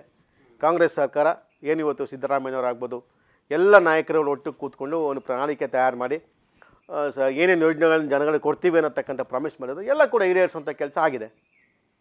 ಆಮೇಲೆ ಇವತ್ತು ಸರ್ಕಾರದ ವಿರುದ್ಧ ಮಾತಾಡೋರು ಯಾರು? ದೊಡ್ಡವರು. ಬಡವರು ಯಾರು ಮಾತಾಡ್ತಾ ಇಲ್ಲ. ಆ ಫಲಾನುಭವಿಗಳು ಯಾರಿದ್ದಾರೋ ಅವ್ರು ಯಾರು ಕೂಡ ಕಾಂಗ್ರೆಸ್ ಸರ್ಕಾರ ವಿರುದ್ಧ ಮಾತಾಡ್ತಾ ಇಲ್ಲ. ಹೆಂಗೋ ಪುಣ್ಯಾತ್ಮ 2000 ದುಡ್ಡು ಆಗ್ತಾನೆ ಕಣಪ್ಪ ಅಂತ ಖುಷಿ ಪಡ್ತಾವ್ರು ಹಳ್ಳಿನಲ್ಲಿ. ನಮ್ಗೆ ಗೊತ್ತಿದೆ ಅಂತ ಪರಿಸ್ಥಿತಿ. ಹೆಂಗೋ ಕರೆಂಟ್ ಫ್ರೀ ಬಂತು ಕಣಪ್ಪ, ಕರೆಂಟ್ ಬಿಲ್ ಕಟ್ಟಂಗಿಲ್ಲ. ತಲೆನೋವಿತ್ತಲ್ಲ, ಕೂಲಿಗೆ ಹೋದಾಗಲೋ ಗಾರ್ಮೆಂಟ್ಸ್ಗೆ ಹೋದಾಗಲೋ ಕೆಲಸಕ್ಕೆ ಹೋದಾಗಲೋ ಅವ್ರು ಬಂದಾಗ ನಾಳೆ ಕರೆಂಟ್ ಬಿಲ್ ಕಟ್ಟಬೇಕಲ್ಲಪ್ಪ, ನಾಳೆ ರೇಷನ್ ತರಬೇಕಲ್ಲಪ್ಪ ಅಂತ ಚಿಂತೆ ಇತ್ತು. ಈಗಿಲ್ವಲ್ಲ, ಫ್ರೀ ಕರೆಂಟು, ಫ್ರೀ ಅಕ್ಕಿ, 2000 ರೂಪಾಯಿ ದುಡ್ಡು. ನಿಮ್ಮ ಪ್ರಕಾರ ಬಡವರು ಒಟ್ಟು ಕಾಂಗ್ರೆಸ್ಗೆ ಬೀಳ್ತದೆ? 100%. ಅಯೋಧ್ಯೆ ರಾಮ ಮಂದಿರ ನಿರ್ಮಾಣ ಕಾಂಗ್ರೆಸ್ಗೆ ಬಹುದೊಡ್ಡ ಹೊಡೆತ ನೀಡಬಹುದು? ಇಲ್ಲ ಸರ್, ಅದರಲ್ಲೇನು ಸಮಸ್ಯೆಗಳಾಗಲ್ಲ. ಯಾಕಂದ್ರೆ ನೋಡಿ, ಎಲ್ಲರೂ ರಾಮನ ಭಕ್ತರಲ್ವೇ. ಈ ದೇಶದಲ್ಲಿ ಹುಟ್ಟಿರೋರು ಪ್ರತಿಯೊಬ್ಬರು ರಾಮನ ಭಕ್ತರೆ. ಪ್ರತಿಯೊಬ್ಬರು, ಎಲ್ಲ ಸಮಾಜ ಧರ್ಮ ಎಲ್ಲ ಸೇರಿಸಿನೇ ಹೇಳ್ತೀನಿ ನಾನು, ಪ್ರತಿಯೊಬ್ಬರು ರಾಮನ ಭಕ್ತರೆ. ಏನು ಹೊರ್ತಾ ಬೀಳುತ್ತೆ? ಅದನ್ನ ರಾಜಕಾರಣಕ್ಕೆ ಉಪಯೋಗಿಸ್ಕೊಳಕ್ಕೆ ಹೋದರೆ ಹೊರ್ತ ಅವ್ರಿಗೆ ಬೀಳುತ್ತೆ, ಗೊತ್ತಿರಲಿ. ಇದು ಜನ ಗಮನಿಸ್ತಾರೆ. ಹೌದು, ಒಂದು ದೇವಸ್ಥಾನ ಕಟ್ಟವ್ರೆ, ಎಲ್ಲರೂ ಸ್ವಾಗತ ಮಾಡಬೇಕು, ಅದಕ್ಕೆ ಎಲ್ಲರೂ ಕೈ ಮುಗಿಬೇಕು, ದರ್ಶನ ಮಾಡ್ಕೊಂಬರ್ಬೇಕು. ಒಂದು ದೇವಸ್ಥಾನ ಅದು. ಅದನ್ನ ರಾಜಕಾರಣವಾಗಿ ಬಳಸ್ಕೊಳ್ಳೋದು ನಾವು ಮಾಡೋಂಗಿಲ್ಲ, ಯಾರೂ ಮಾಡೋಂಗಿಲ್ಲ, ಅವರು ಮಾಡೋಂಗಿಲ್ಲ. ಅದನ್ನೇನಾದ್ರು ಬಳಸ್ಕೊಳಕ್ಕೆ ಹೋದರೆ ಜನ ಈಗ ಭಾಳ ಬುದ್ಧಿವಂತವ್ರೆ. ಬೆಳಗ್ಗೆ ಮೊಬೈಲು TV ನೋಡ್ತಾ ಇರ್ತಾರೆ, ಈ ರಾಜಕೀಯಕ್ಕೆ ಮಾಡ್ತಾರೆ ಅಂತ ಅವ್ರ ಭಾವನೆ ಬಂದುಬಿಡುತ್ತೆ. ಸೊ ರಾಜಕಾರಣಕ್ಕೆ ಯಾವುದೇ ಕಾರಣಕ್ಕೂ ಬಳಸ್ಕೊಳಕ್ಕಾಗಲ್ಲ. ಅದನ್ನು ಭಕ್ತಿ ಇದೆ, ಇಲ್ಲ ಅನ್ನಲ್ಲ. BJPಯ ಪ್ರಮುಖ ಅಸ್ತ್ರ ಹಿಂದುತ್ವ. ಹಿಂದುತ್ವದ ಆಧಾರದ ಮೇಲೆ BJP ರಾಜಕಾರಣ ಮಾಡ್ತಾ ಇದೆ ಅನ್ನೋದಾದರೆ, ಎಲ್ಲ ಒಂದು ಕಡೆ ಬಿ ಜೆ ಪಿಗರು ತೋಡಿದ ಗುಂಡಿಗೆ ಕಾಂಗ್ರೆಸ್ ನಾಯಕರುಗಳು ಬೀಳ್ತಾ ಇದ್ದಾರೆ. ಇವರು ಹಿಂದುತ್ವ ಅಸ್ತ್ರ ಮಾಡಿಕೊಂಡ್ರೆ ಅತಿಯಾದ ಮುಸ್ಲಿಂ ಓಲೈಕೆಯನ್ನು ಕಾಂಗ್ರೆಸ್ ಮಾಡ್ತಾ ಇದೆ ಅನ್ನೋದು. ಇಲ್ಲ, ಸುಳ್ಳು. ಈಗ ದುಡ್ಡನ್ನ 2,000 ರೂಪಾಯಿ ದುಡ್ಡು ಕೊಡ್ತಾ ಇದ್ದೀವಿ, ಏನು ಬರೀ ಮುಸ್ಲಿಮ್ಸ್ ತಗೋತಾವ್ರಾ? ಹಾಂ, ಯಾಕೆ ಹಿಂದೂಗಳು ತಗೋತಾ ಇಲ್ವಾ? ಮತ್ತು ಕ್ರಿಶ್ಚಿಯನ್ಸ್ ತಗೊಂತ ಅಲ್ವಾ? ಅಲ್ಲೇನು ಧರ್ಮ ಮಾಡ್ಕೊಡ್ತಾ ಇದೀವ ದುಡ್ಡನ್ನು? ಜಾತಿ ಮಾಡ್ಕೊಡ್ತಾ ಇದೀವ ದುಡ್ಡನ್ನು? ಇಲ್ವಲ್ಲ. 2,000 ರೂಪಾಯಿ ದುಡ್ಡು ಕೊಡ್ತಾ ಇದ್ದೀವಿ ಬರೋರಿಗೆ ಇವತ್ತು ಕಾಂಗ್ರೆಸ್ ಸರ್ಕಾರ. ಅದನ್ನು ಬರೀ ಮುಸ್ಲಿಮ್ಸ್ ಕೊಡ್ತಾ ಇಲ್ಲ, ಬರೀ ಹಿಂದೂಗಳು ಕೊಡ್ತಾ ಇಲ್ಲ, ಬರೀ ಕ್ರಿಶ್ಚಿಯನ್ಸ್ ಕೊಡ್ತಿಲ್ಲ, ಸರ್ವ ಸಮಾಜಕ್ಕೂ ನ್ಯಾಯ ಕೊಡಬೇಕು ಅನ್ನೋ ಉದ್ದೇಶ ಇಟ್ಕೊಂಡು ಪ್ರತಿ ಸೌಲಭ್ಯಗಳನ್ನ, ಸರ್ಕಾರದ ಸೌಲಭ್ಯಗಳನ್ನ ಪ್ರತಿ ಧರ್ಮಕ್ಕೂ ಹಂಚುವಂಥ ಕೆಲಸ ಕಾಂಗ್ರೆಸ್ ಸರ್ಕಾರ ಮಾಡ್ತಾಯಿದೆ. ಯಾವುದೇ ಕಾರಣಕ್ಕೂ ಬರೋರಿದಾರಲ್ಲ, ಏನು ಫಲಾನುಭವಿಗಳಿದ್ದಾರೋ ಅವರೆಲ್ಲರೂ ಕೂಡ ಕಾಂಗ್ರೆಸ್ಗೆ ಆಶೀರ್ವಾದ ಮಾಡ್ತಾರೆ. ಹಿಂದೂ ಧರ್ಮದ ಒಂದು ಅಸ್ತ್ರವನ್ನು ಇಟ್ಕೊಂಡು ಬಿ ಜೆ ಪಿ ಚುನಾವಣೆ ನಡೆಸ್ತಾ ಇದೆ. ಇದರ ಬಗ್ಗೆ ತಮ್ಮ ಅಭಿಪ್ರಾಯ? ವರ್ಕೌಟ್ ಆಗಲ್ಲ ಅದು. ಈ ತುಮಕೂರು ಜಿಲ್ಲೆನ ತಗೊಳ್ಳಿ, 100% ನಾವು ತುಮಕೂರು MP ಗೆಲ್ತೀವಪ್ಪ. ನಮ್ಗೆ ಆ ಕಾನ್ಫಿಡೆನ್ಸ್, ನಂಬಿಕೆ ಇದೆ. ಕಾಂಗ್ರೆಸ್ ಎಷ್ಟು ಸ್ಥಾನಗಳನ್ನು ಗೆಲ್ಲಬಹುದು? ಅದು ಹೇಳಿದ್ನಲ್ಲ, 15ಕ್ಕೂ ಹೆಚ್ಚು ಸ್ಥಾನ ಗೆಲ್ತೀವಿ ಅನ್ನೋಂಥದ್ದು ಕೂಡ ಇವತ್ತು ಚರ್ಚೆ ಆಗ್ತಾಯಿತ್ತು ಪಾರ್ಟಿನಲ್ಲಿ. ನಾವು ಇಲ್ಲಿ ತುಮಕೂರು ಗೆಲ್ತೀವಿ ಅನ್ನೋ ನಂಬಿಕೆ ನನಗಿದೆ. ಸೊ ಧರ್ಮದ ಅಸ್ತ್ರ ವರ್ಕೌಟ್ ಆಗಲ್ಲ ಅದು. ಸರ್, ಧರ್ಮ ಅಂತೇಳಿ ನೀವು ಇವತ್ತು ಹೇಳ್ಬೋದು, ಚುನಾವಣೆವರೆಗೂ. ಚುನಾವಣೆ ಆದಮೇಲೆ ಬಟ್ ಸರ್ಕಾರ ಕೊಡೋ ಯೋಜನೆಗಳು ಚುನಾವಣೆ ಇದ್ದರೂ, ಚುನಾವಣೆಗೆ ಮುಂಚೆನೂ ಕೊಡ್ತೀವಿ, ಚುನಾವಣೆ ಆದಮೇಲೆ ಕೊಡ್ತೀವಿ. ಜನ ಯಾವ ತೀರ್ಮಾನ ಮಾಡ್ತಾರೆ? ಬರೋರಿಗೆ ಯಾವ ಪಕ್ಷ ಸರ್? ಬರೋರಿಗೆ ಯಾವ ಪಕ್ಷ ಹೇಳಿ ನಾನು ಬಾಬಾ ಅವರಿಗೆ? ಸಾಕು, ಬೆಳಗ್ಗೆಯಿಂದ ಕಷ್ಟಪಟ್ಟಿದ್ದೀವಪ್ಪ, ಅದು ನೆಮ್ಮದಿ ಊಟ ಮಾಡಿ ಮಲ್ಕೊಂಡ್ರೆ ಸಾಕಪ್ಪ, ಸರ್ಕಾರ ಏನು ಕೊಡ್ತದೆ ಕೊಡಲಿ ಬಿಡಪ್ಪ ಅನ್ನೋ ಮಟ್ಟಿಗೆ ಭಾವನೆ ಏನಂತವ್ರು. ಅವ್ರಿಗೆ ಯಾವ ಧರ್ಮ, ಯಾವ ಜಾತಿ ಎಲ್ಲಿದೆ ಹೇಳೋಣ? ಇವತ್ತು ಕಾಂಗ್ರೆಸ್ ಸರ್ಕಾರದ ವಿರುದ್ಧ ಮಾತಾಡ್ತಿರೋದು ಶ್ರೀಮಂತರೇ ಹಂಗಾದ್ರೆ? ಅಷ್ಟೇ, ನಿಜ, ಅದು ಫ್ಯಾಕ್ಟ್. ಇನ್ನು ಕಾಂಗ್ರೆಸ್ಗೆ ಸೇರಿದ್ದೀರಿ, ಯಾವೆಲ್ಲ ರೀತಿಯ ಸಂಘಟನೆಗಳನ್ನು ಇಲ್ಲಿ ಮಾಡ್ತಾಯಿದ್ರಿ? MP ಚುನಾವಣೆಗೆ ಯಾವ ರೀತಿ ಸಿದ್ಧತೆಗಳನ್ನು ಮಾಡ್ಕೊಳ್ತಿದ್ದೀರಿ? ಇಲ್ಲ, ಈಗಾಗಲೇ ಲಾಸ್ಟ್ 15 ಡೇಸ್ ಬ್ಯಾಕ್ ಅನಿಸುತ್ತೆ, ಬೆಂಗಳೂರಿನಲ್ಲಿ ಒಂದು ಹೋಟ್ಲಲ್ಲಿ ಜಿಲ್ಲಾ ಮಂತ್ರಿಗಳೆಲ್ಲ ಮೀಟಿಂಗ್ ಕರೆದೆಲ್ಲ ನಾಯಕರನ್ನ ಒಟ್ಟಿಗೂಡಿಸಿ ಎಲ್ಲ ಒಟ್ಟಿಗೆ ಹೋಗಬೇಕು, ಚುನಾವಣೆ ಒಟ್ಟಿಗೆ ಮಾಡೋಣ ಸರಿ ಅಂತೇಳಿ, ಒಗ್ಗಟ್ಟಾಗಿ ಚುನಾವಣೆ ಮಾಡೋಣ ಅನ್ನೋಷ್ಟು ಸಂದೇಶ ಕೊಟ್ಟವ್ರೆ. ಸೊ ಹಾಗಾಗಿ ಅವರ ತಂತ್ರಗಾರಿಕೆಗಳು ಮತ್ತು ನಮ್ಮ ಅಭಿಪ್ರಾಯಗಳೆಲ್ಲ ಕೇಳ್ಕೊಂಡ್ರವರು. ನಮ್ಮ ಅಭಿಪ್ರಾಯ ಏನಿದೆಯಲ್ಲ ಹೇಳಿದ್ದೀವಿ. ಸೊ ಎಲ್ಲ ತಂತ್ರಗಾರಿಕೆಗಳು, ಅಭಿಪ್ರಾಯಗಳೆಲ್ಲ ಒಟ್ಟುಗೂಡಿದ್ರೆ ಇಲ್ಲಿ ನಮ್ಗೆ ಗೆಲ್ಲಲಿಕ್ಕೆ ಏನು ಸಮಸ್ಯೆ ಆಗಲ್ಲ, ಗೆಲ್ತೀವಿ. ಸೂಕ್ತವಾದ ಅಭ್ಯರ್ಥಿ ಯಾರಾಗಬಹುದು? ಸುಮಾರು ಜನ ಇದ್ದಾರೆ ನಮ್ಮಲ್ಲಿ. ತುಮಕೂರಿನಲ್ಲಿ ಕಾಂಗ್ರೆಸ್ಗೆ ಏನು ಸರ್, ಅಯ್ಯೋ ಕೌಂಟೇ ಮಾಡೋಕ್ಕಾಗಲ್ಲ, ಅಷ್ಟು ಜನ ಕ್ಯಾಂಡಿಡೇಟ್ಗಳವ್ರು, ಆಸ್ಪಿರೆಂಟ್ಸು ತುಂಬ ಇದ್ದಾರೆ. ನೋಡೋಣ, ಹೈಕಮಾಂಡ್ ಯಾರಿಗೆ ತೀರ್ಮಾನ ಮಾಡ್ತದೆ ಗೊತ್ತಿಲ್ಲ. ಯಾರಿಗೆ ತೀರ್ಮಾನ ಮಾಡಿಕೊಟ್ರು ಕೂಡ ನಾವು ಕೆಲಸ ಮಾಡ್ತೀವಿ. ಇಲ್ಲಿ ಬಲಿಷ್ಠವಾಗಿ ಪಕ್ಷ ಕಟ್ಟುವಂಥ ಕೆಲಸವನ್ನು ಮಾಡ್ತೀವಿ. ಇನ್ನೂ 2 ತಿಂಗಳಾಯ್ತು ನಾನು ಹೋಗಿ. ಜಸ್ಟು ಇಲ್ಲಿ ಮೊನ್ನೆ MLA ಚುನಾವಣೆ ಆಗಿದ್ದ ಕಾಂಗ್ರೆಸ್ ತೊಗೊಂಡಿದ್ದು ಕೇವಲ 4,000 ಇಲ್ಲಿ ನಮ್ಮ ತಾಲೂಕಲ್ಲಿ. ಹಿಂದೆ 2018 ನಾನು ಗೆದ್ದಾಗ ಅಲ್ಲೇನೋ ಒಂದು 7,000 ತೊಗೊಂಡಿದ್ರು. 13ರಲ್ಲಿ ನಾನು ಮತ್ತೆ ಅಲ್ಲಿ ಸೋತಾಗ ಅಲ್ಲಿ ಒಂದು 8,000 ನಾನು ತೊಗೊಂಡಿದ್ದೆ ಅಷ್ಟೇ. ಸೊ ಹಾಗಾಗಿ ಅವೆಲ್ಲ ನೋಡಿ ಯಾವ ರೀತಿ ಸಂಘಟನೆ ಮಾಡಬೇಕು ಅನ್ನೋದು ಪ್ಲ್ಯಾನ್ ಮಾಡ್ಕೊಂಡು ನಾನು ಮಾಡ್ತಾಯಿದ್ದೀನಿ ಅಷ್ಟೇ. ಸರ್, ಕೊನೆಯದಾಗಿ ಕೆಲವೊಂದು ನಾಯಕರುಗಳ ಹೆಸರು ಹೇಳ್ತೀನಿ, ಒಂದೇ ವಾಕ್ಯದಲ್ಲಿ ಉತ್ತರ ನೀಡಬೇಕು. ದೇವೇಗೌಡರು ಅವರು ಅವ್ರ ಬಗ್ಗೆ ಮಾತಾಡೋಂಗೆ ಇಲ್ಲ. ದೇವೇಗೌಡರ ಬಗ್ಗೆ ಯಾರು ಕೂಡ ಮಾತಾಡಬಾರ್ದು, ನಾನು ಮಾತಾಡಲ್ಲ. HD ಕುಮಾರಣ್ಣ ಏನಾಗ್ತದೆ, ಅವರು ಎಲ್ಲರನ್ನೂ ಒಟ್ಟಿಗೆ ತೊಗೊಂಡು ಹೋಗೋಂಥ ಕೆಲಸ ಪ್ರಾಮಾಣಿಕವಾಗಿ ಕುಮಾರಣ್ಣ ಮಾಡಬೇಕಾಗ್ತದೆ. ಅವ್ರ ಸ್ವಂತ ಇದಕ್ಕಿಂತ ಎಲ್ಲರೂ ನಮ್ಮದು ಅನ್ನೋದು ಭಾವನೆ ಅವ್ರಿಗೆ ಬರಬೇಕಷ್ಟೇ. DK ಶಿವಕುಮಾರ್ ನಿಷ್ಠೆ ಇದೆ, ಪ್ರಾಮಾಣಿಕತೆ ಇದೆ, ಮತ್ತು ಕೊಟ್ಟರೆ ಮಾತನ್ನು ಯಾವುದೇ ಕಾರಣಕ್ಕೂ ಉಳಿಸ್ಕೊತಾರೆ. ಸಿದ್ದರಾಮಯ್ಯ ಪ್ರತಿಯೊಬ್ಬರು ಪ್ರೀತಿಸುವಂಥ ವ್ಯಕ್ತಿ, ರಾಜ್ಯದ ಪ್ರತಿಯೊಬ್ಬರು ಪ್ರೀತಿಸುವಂಥ ವ್ಯಕ್ತಿ ಸಿದ್ದರಾಮಯ್ಯನವರು. ರಂಗನಾಥ್, ನಮ್ಮ ಕುಣಿಗಲ್ ರಂಗನಾಥ ಒಳ್ಳೆಯ ಸ್ನೇಹಿತರು, ನನಗೆ ಸ್ನೇಹಜೀವಿ. ಮತ್ತು ವಿಶೇಷವಾಗಿ 2 ಬಾರಿ ಆ ಕ್ಷೇತ್ರದಲ್ಲಿ MLA ಆಗೋದು ಸುಲಭ ಅಲ್ಲ, ಸ್ನೇಹಜೀವಿ ನನಗೆ ಅವರು. ಮಾಧುಸ್ವಾಮಿ ಅಲ್ಲ, ನನಗೊಂದು ಕಾಲದಲ್ಲಿ ಭಾಳ ಸಪೋರ್ಟ್ ಮಾಡಿದವರು. ಪಾಪ ಅಭಿವೃದ್ಧಿ ವಿಚಾರ ಬಂದಾಗ ರಾಜಕಾರಣ ಮಾಡದೇ ಇರತಕ್ಕಂಥ ವ್ಯಕ್ತಿ ಅವರು. ಸುರೇಶ್ ಗೌಡ ಒಳ್ಳೆಯ ಸ್ನೇಹಿತ ನನಗೆ ಆತ, ಇವತ್ತು ಕೂಡ ಸ್ನೇಹಿತನೇ. ಬಟ್ ರಾಜಕೀಯ ಬಂದಾಗ ಅವ್ರ ಪಕ್ಷ ಅವ್ರದ್ದು, ನನ್ನ ಪಕ್ಷ ನಂದು ಅಷ್ಟೇ. ಮುದ್ದಹನುಮೇಗೌಡರು ಅಲ್ಲ, ಹಿರಿಯರಿದ್ದಾರೆ, ಅವರು ದೊಡ್ಡವರಿದ್ದಾರೆ, ಭಾಳ ಸೌಜನ್ಯ ಮತ್ತು ಗೌರವ ಇಟ್ಕೊಂಡಿರತಕ್ಕಂಥ ವ್ಯಕ್ತಿ. ಬಟ್ ಎಷ್ಟೇ ದೊಡ್ಡವರಾದರೂ ಕೂಡ ಒಂದು ತಪ್ಪು ಮಾಡಿಬಿಡ್ತೀವಿ ಒಂದೊಂದು ಸರಿ, ಸಹಜ ಅದು. ಸೊ ಭಾಳ ಜೆಂಟ್ಲ್ಮ್ಯಾನ್. ಪರಮೇಶ್ವರ್ ಸಾಹೇಬರು ನಮಗೆ ತಂದೆ ಸಂಬಂಧರು ಅಂದರೆ ನಮ್ಮ ಕುಟುಂಬಕ್ಕೆ ಭಾಳ ಹತ್ತಿರವಾಗಿದ್ದಂಥವ್ರು, ನಮ್ಮ ತಂದೆಗೆ ಭಾಳ ಸಪೋರ್ಟ್ ಮಾಡಿದಂಥವ್ರು. ಅವರಿಬ್ಬರು ಒಂಥರ ಅಣ್ಣ ತಮ್ಮದಿರಿದ್ದಂಗೆ ಇದ್ದರು ಮೊದಲಿಂದ ಕೂಡ. ಪಕ್ಷ ಬಿಟ್ಟು ಕೂಡ ನಮ್ಮ ಪಕ್ಷ ನಮ್ಮದು, ಅವ್ರ ಪಕ್ಷ ಅವ್ರದ್ದು ಇದ್ದರೂ ಕೂಡ ಒಂಥರ ಆ ರಿಲೇಷನ್ಶಿಪ್ಪು, ಸಂಬಂಧಗಳಿತ್ತು ಅವ್ರಿಗೂ. ಇವತ್ತು ಹಂಗೆ ಇದೆ, ಇವತ್ತು ಕೂಡ ನಮ್ಮನ್ನು ಹಂಗೆ ನೋಡ್ಕೊತಾರೆ ಅವರು. ಓಕೆ ಸರ್, ಇಷ್ಟೊತ್ತು ಕಾರ್ಯಕ್ರಮದಲ್ಲಿ ಭಾಗವಹಿಸಿ ಅನೇಕ ವಿಚಾರಗಳ ಬಗ್ಗೆ ನಮ್ಮ ಜೊತೆ ಚರ್ಚೆ ಮಾಡಿದ್ದೀರಿ. ತಮಗೂ ಕಾರ್ಯಕ್ರಮದಲ್ಲಿ ಭಾಗವಹಿಸೋದಕ್ಕೆ ಹೃದಯಪೂರ್ವಕ ಅಭಿನಂದನೆ.